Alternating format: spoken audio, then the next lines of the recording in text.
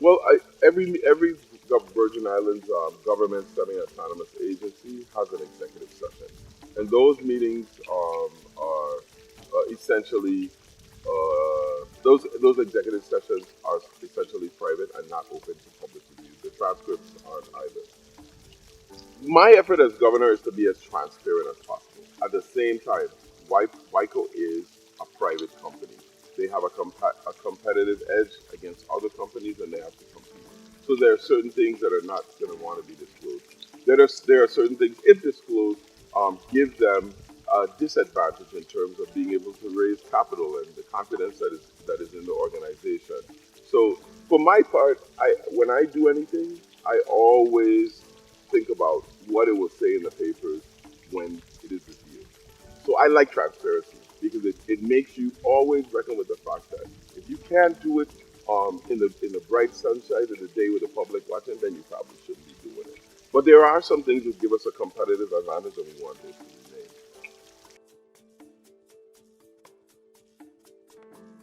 I think our taxi service is stunted. We have a lot of growth to do.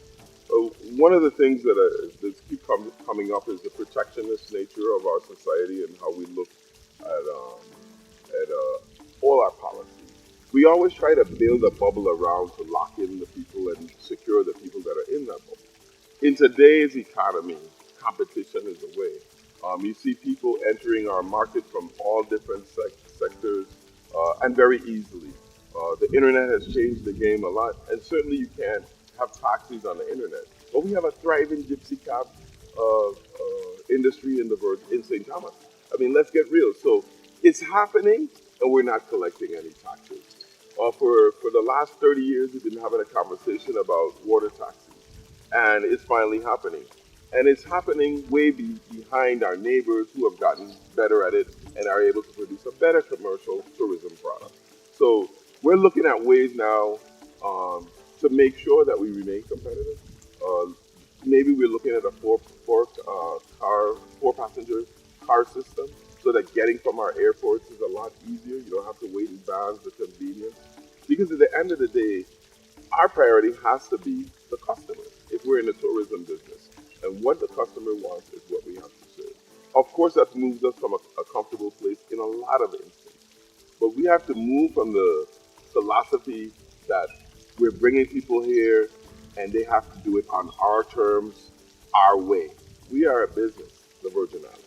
We are here to greet people from wherever they come from and make sure that their stay is the best possible outcome. So we're looking at the taxi service and how we could do it.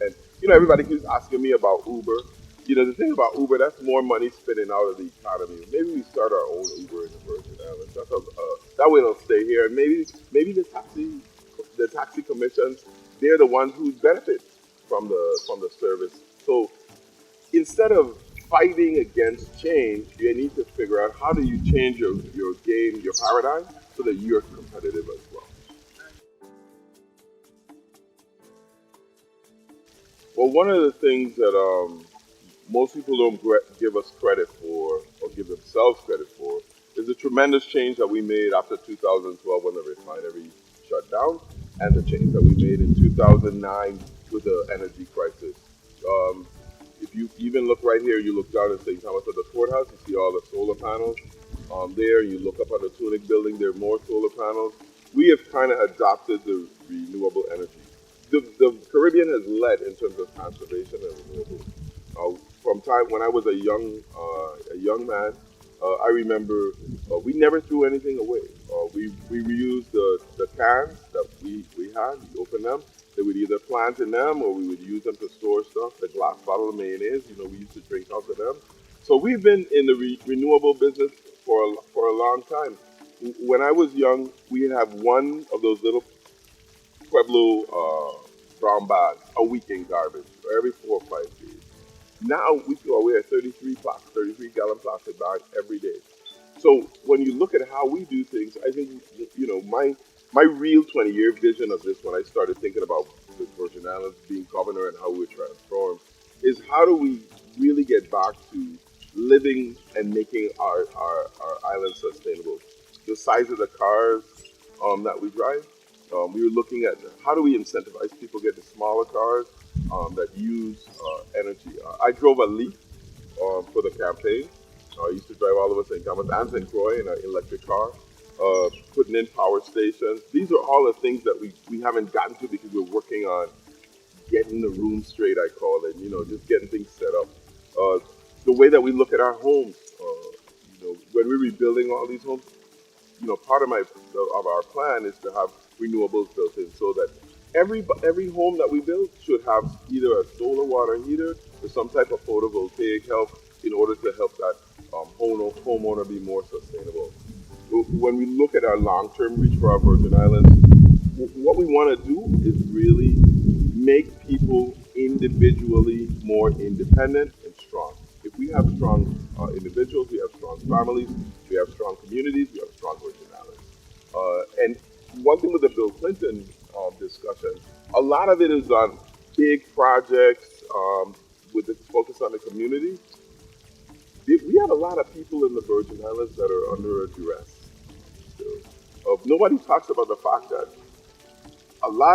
even though we brought a lot of money in, a lot of people spend their savings, refinance their mortgages in order to get their homes fixed. That year after the storm was real rough on a lot of people. We need to bring wealth back to people. We have a 30% poverty rate, one of the highest in the nation. Working on that problem is one of the things that will make our Virgin Islands sustainable. And a lot of that has to do with really looking at what we need. I know I talk a lot, but last example, when you look at the size of the homes in the Virgin Islands, right? We live outdoors, so it's nice all the time. It's nice outside. People in the States build larger homes because they spend 90% of their time indoors because it's either too hot or too cold. We need to get back to that concept where you can have a smaller house footprint that lowers your light bill, it lowers your maintenance. You use your outdoor areas. We've evolved. If you look at our store spaces now, people are using tighter store spaces, more outside spaces, so they don't have to pay. Not to do any shameless plug, but Fresh is the new Virgin Islands restaurant. Outdoor, next to the water, breeze through, no air conditioning at all, so it lowers your overall energy footprint. We need to start to think about that when we start to build homes as well too. So your house is somewhere you sleep, not somewhere you live. You live outside, more outdoor spaces. So those are just some of my ideas of how we create a more sustainable, smaller cars, lowers our carbon footprint, less fumes. And so you walk down Main Street on a good day with all those cars chugging out that carbon monoxide, that's not good. All of that will slowly but surely improve our quality of life.